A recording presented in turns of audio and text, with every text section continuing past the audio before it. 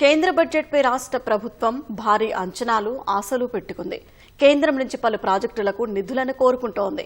వివిధ ప్రాజెక్టులకు 1,63,000 కోట్ల రూపాయలు కావాలని ఇప్పటికే పలు సందర్భాల్లో కేంద్రాన్ని రాష్ట్రం కోరింది. రీజనల్ రింగ్ రోడ్డు, మెట్రో రైలు, మూసీ అభివృద్ధి, హైదరాబాద్, వరంగల్ డ్రైనేజీ వ్యవస్థకు నిధులపై నిర్మలమ్మ నుంచి సానుకూల స్పందన వస్తుందన్న ఆశతో సర్కారు ఉంది.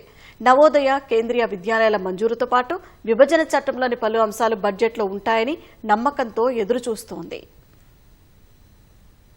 నేటి కేంద్ర బడ్జెట్పై రాష్ట్ర ప్రభుత్వం భారీ అంచనాలు పెట్టుకుంది.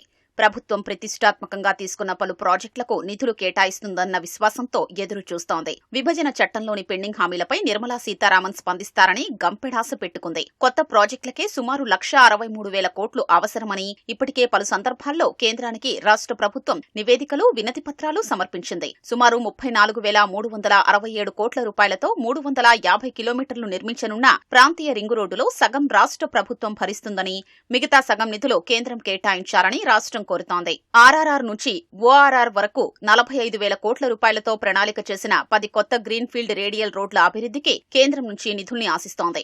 సుమారు 24,269 కోట్ల రూపాయలతో 76 కిలోమీటర్ల కొత్త కారిడార్లతో ప్రతిపాదించిన హైదరాబాద్ మెట్రో రైలు రెండో దశ ప్రాజెక్టు వ్యయంలో కేంద్రం నుంచి సమాన భాగస్వామ్యాన్ని రాష్ట్ర ప్రభుత్వం అంచనా వేస్తోంది. సుమారు 14,100 కోట్ల రూపాయలతో మూసీ పునరుజ్జీవ ప్రాజెక్టు, బాపుఘాట్ వద్ద గాంధీ సరోవర్ అభివృద్ధికి కేంద్రం నుంచి ఆర్థిక సాయాన్ని రాష్ట్రం కోరుతోంది. సుమారు 7,440 కోట్ల రూపాయలతో చేపట్టనున్న గోదావరి, మూసీ నదుల అనుసంధానాన్ని అమృత్ 2.0లో చేర్చారని ఇప్పటికే కేంద్రాన్ని రాష్ట్ర ప్రభుత్వం కోరింది.